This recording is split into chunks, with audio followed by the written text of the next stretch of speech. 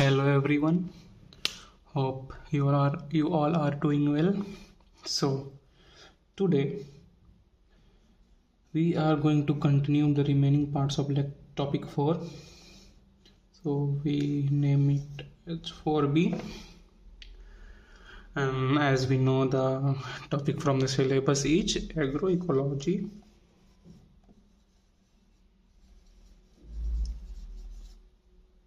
cropping pattern,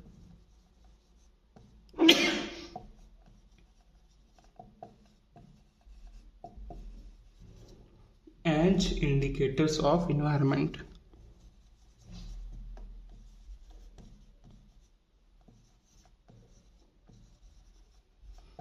So this was the topic which we started in the last lecture. So we're going to complete it today. Mark it as 4B and keep making comprehensive notes. So the first topic for today is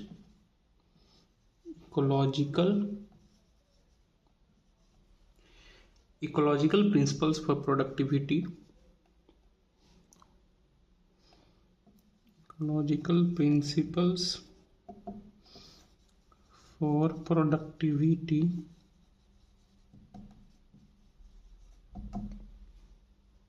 and sustainable development. So what are the ecological principles for productivity and sustainable development? So first of all, we are going to examine impacts of local decisions in a regional context. So as we all know, in agroecology, the local dimensions of productivity are very important. So always we will have to always take into account this. Second, we will plan for long-term change and unexpected events. Unexpected events like flood, droughts, long-term change, climate change. So we'll have to plan as per it. We need to preserve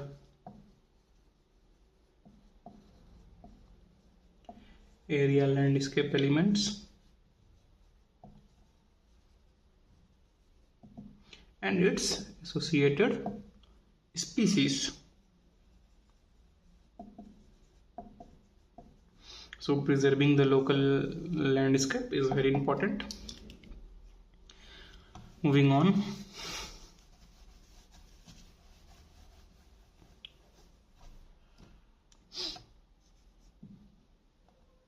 Avoid land use that depletes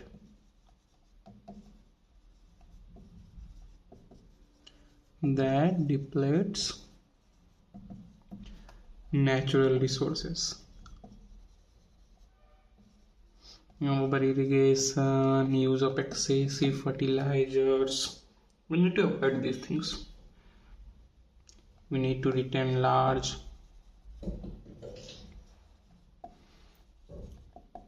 contiguous and connected areas that contain critical habitats. Need to retain areas containing critical habitats. We need to conserve those areas. Minimize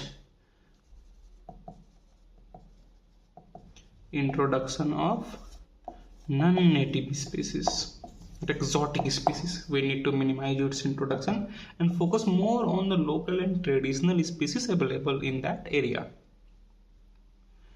Avoid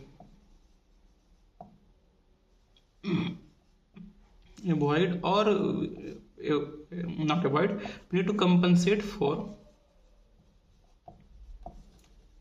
effects of development on ecological process As we know, the development of area, if you're developing infrastructure, we are making nodes, roads, we are making this, we are making this, we are cutting trees, we are uh, pressurizing on our ecosystem. So we need to compensate the effects of those development. Moving on, we can write. Hope you are making notes. Keep making notes, it's very important. Keep making comprehensive notes, and that will help you majorly after the end of course. That will be your brahmastra. Next we can write, implement management practices that are compatible with natural potential of that area. Management practices that are compatible with natural potential of this area. Natural potential of that area. We don't need to give excess pressure on that area. Just use the resources that are available in those areas. No need to much pressure. We need to maintain for adaptability of resources to counter environment change. Need the resources to adapt to the regions. Those resources that are adaptable to the regions are need to be used so that we can counter environment change. So I think that is enough for ecological principles for productivity and sustainable development. I hope you all understand. These are very easy concepts. Now moving on, next topic, that is ecological concept of productivity. What is ecological concept of productivity? In ecology, what is productivity? Productivity is the rate of generation of biomass. This is what productivity is. How much biomass is getting generated? What is the unit of mass here? What is biomass? So unit of mass can be related to dry matter. Dry matter we are adding, or mass of generated carbon. Dry matter or mass of generated carbon. This is what is productivity. This is rate of generation of biomass is productivity. And what kind of biomass is generating? That is carbon. Dry matter, generation of carbon.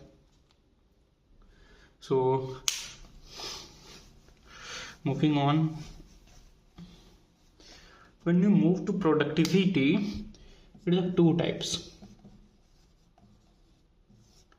That is primary productivity and secondary productivity. What is primary productivity? It is by autotrophs, production by autotrophs. What is secondary productivity? By heterotrophs. Here we do synthesis of organic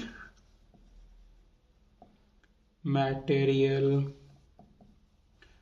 From where we do synthesis? From inorganic molecules.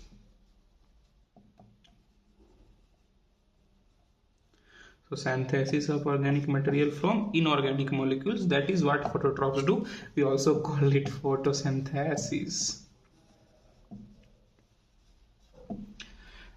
And in secondary productivity, there is transfer of organic material.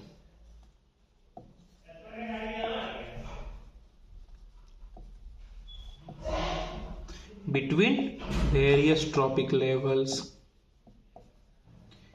Here we transfer the material from Suppose from autotrophs the organic material is produced, then the heterotrophs eat the autotrophs. So there is transfer of organic matter. Organic material transfer होता है एक generation से herbivores से carnivorous, carnivorous से आगे. So that is what happens in secondary productivity. And photosynthesis we all know. Now how does photosynthesis occur? We all know in the presence of sunlight, H2O, CO2. So this is what productivity is, what primary productivity and secondary productivity is. So this is what is ecological concept of productivity. Hope you got that. Just making the elaborative notes, that will be very helpful. Moving on, a very important topic, agro climatic zones of our country. What is agroclimatic zone? It is land unit in terms of major climate suitable for certain range of crops and species. Every crop and species is adapted to certain climate. So applying this principle, we used to produce that crop on this climate. So this is what agroclimatic is. And this planning helps to meet our requirements of food, fodder, etc. sustainably. So this is what agroclimatic zones are. Now we look into agroclimatic zones of our country. Let me make a map.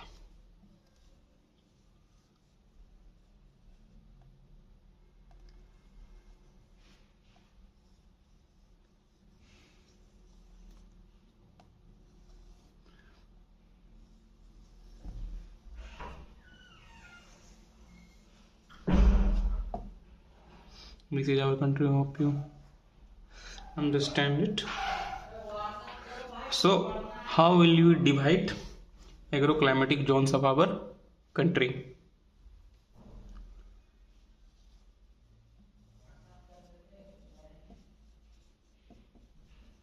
First of all, here is Western Himalayas, number 1. That is Western Himalayas. It is very easy. Get it. Number 2, Eastern Himalayas. Number 3,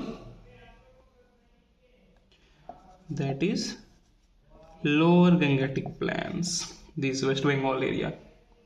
Number 4, the area of Bihar and some parts of Jharkhand. This is Middle Gangetic Plain.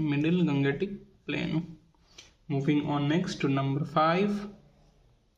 These areas of Uttarakhand and some parts of Uttar Pradesh, Upper Gangetic area. Moving Upper Gangetic Plains. It is number 5, Upper Gangetic Plains. Moving on to number 6, that is Trans-Gangetic Plain. Trans-Gangetic Plain. Hope you get all the 6. First Western Himalayas, Eastern Himalayas, Lower Gangetic Plain, Middle Gangetic Plain, Upper Gangetic Plain, Trans-Gangetic Plain. And then moving to number 7, that is Eastern Plateau and Hills.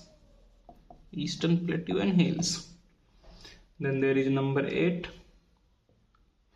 Here it is number 8. That is Central Plateau and Hills. And they have got number 9. Here this region, Deccan Plateau. This is Chota Nagpur Plateau region, Deccan Plateau region. Number 9 is Western Plateau and Hills. Eastern Plateau and Hills 7, 8 Central Plateau, 9 Western Plateau, and then we have got 10.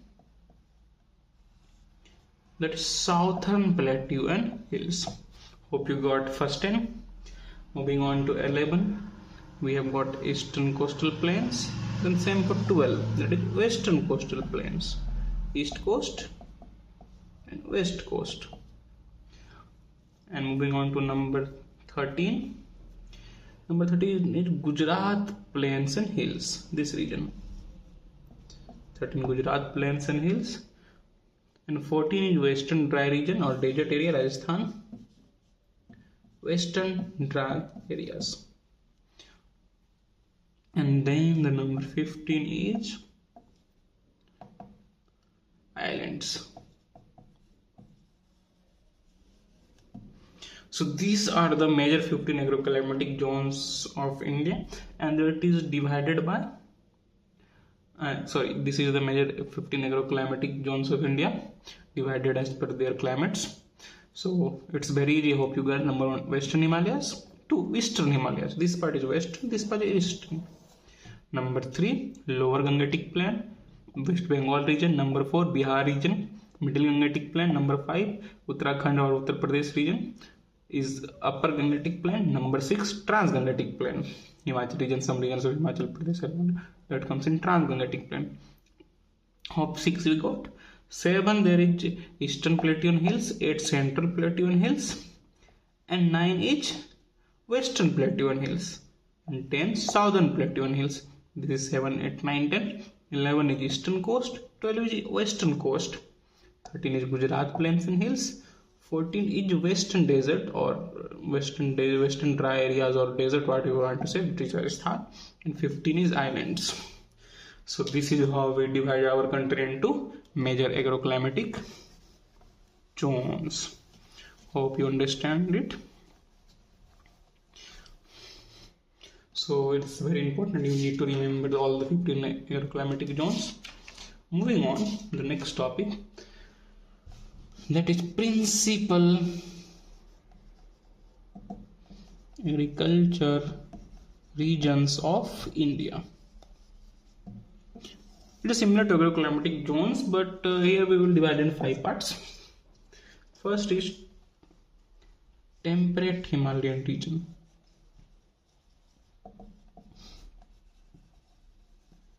The Himalayan region. As we know, we classify Himalayan into 2 parts, eastern and western. In eastern, the rainfall is more than 250 centimeter, whereas western is dry areas. For eastern, you can write example of Assam, Sikkim, and northeast hills, presence of northeast Mizoram. So this comes in eastern area. In western, there is Kullu Manali, Jammu and Kashmir, Simla, etc. The major crops grown here are tea plantation in hills and paddy in low levels. We can see in Assam plains. And in dry areas, we grow crops like potato, apple, etc. So this is for about temperate Himalayan region. Moving on to next.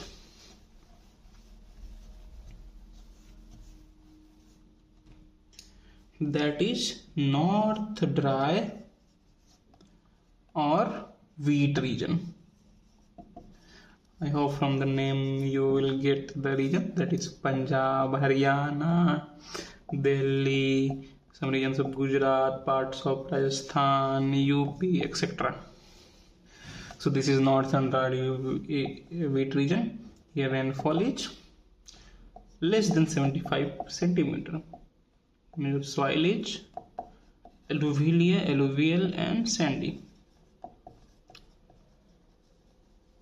And we know major crops, that is, as we know, wheat region. So wheat is the most major crop. And in irrigated areas, we also tend to grow rice and sugarcane. So this is northern dry or wheat region. Now moving to third region, that is eastern wet or rice region. Hope you get from the name rice region or eastern wet. That is West Bengal, Odisha, Bihar, parts of Jharkhand, Andhra Pradesh, etc. So these are comprising of eastern west region. Here the rainfall is more than 150 centimeter. It is wet region. So here we know main crop is rice from the name itself. And other crops which we grow are tea in uplands. Tea in uplands, example, when you visit Siliguri in West Bengal, you see huge cultivation of tea there. Tea, there is jute, there is sugar cane. So these are some other crops. So this is the third region, that is eastern west or rice region. Moving to the next region, which is western wet or Malabar region. Fourth it is or Malabar region. Here the rainfall is more than 200 centimeter in all the areas of Western Ghats. From here we can understand western wet. So it is parts of Kerala, Karnataka and adjoining areas comprising of Western Ghats. So here we grow main crops, chronic plantation crops, and we also grow rice here. So for plantation crops we can even say, for example, coconut, cashew, areca nut, rubber, paper, cardamom. So these are major plantation crops. This was the fourth region. And the fifth region is southern or millet region. So you can get from the name millet region, that is Maharashtra region, Madhya Pradesh region, Andhra Pradesh region, Western Tamil Nadu, etc. Some parts of Gujarat and Karnataka also. So as you know, we grow millets. So the rainfall here is low, around 50 to 100 centimeter, an average rainfall I think. And here the major crops, as you know, millets, jowar, bajra, cotton, ragi, groundnut, tobacco. So these are the major principal regions of India. Here principal agriculture regions of India. Hope you get it. It's not so tough, I think. Make notes. Moving on to the next topic, that is determination of agroclimatic zones. On what factors do we determine agroclimatic zones? So these are common factors. First of all, that is physiography. Second, soil type. What type of soil present there in sandy and desert? We know we'll go sandy soil. In high rainfall areas, we got other types of soil. So these are the common. We got geological formation. What kind of geological formation it is, how it is formed through history, climate, the local climate of this area. Moving next, we can write cropping pattern of that area, the traditional cropping patterns that has been in the area for years. We need to keep those in mind. Some areas has predominant crop wheat, some areas has predominant crop millet, some areas has predominant cropped plantation crops. So this what we are asking. And development of irrigation. Some areas have developed irrigation system, that is Punjab area. So we can grow the crops that are dependent on irrigation, like rice, sugar cane. And in unirrigated areas, so where we are much dominant on monsoons, we can grow crops that are not require that much of intensive agriculture, like millets, cotton, etc. And then there is presence of mineral resources in these areas. Obviously rainfall. This is the thing. Temperature of the area, water availability of the area, that you can include in irrigation, or water availability, that is, it can include another groundwater. So I hope you all understood it. There was nothing rocket science in this. All are very easy topics. So here we complete our fourth topic completely, and I hope you all like it. For any queries, just comment, and if you like, please like it, press the like button, and please subscribe it. Thank you. Have a nice day.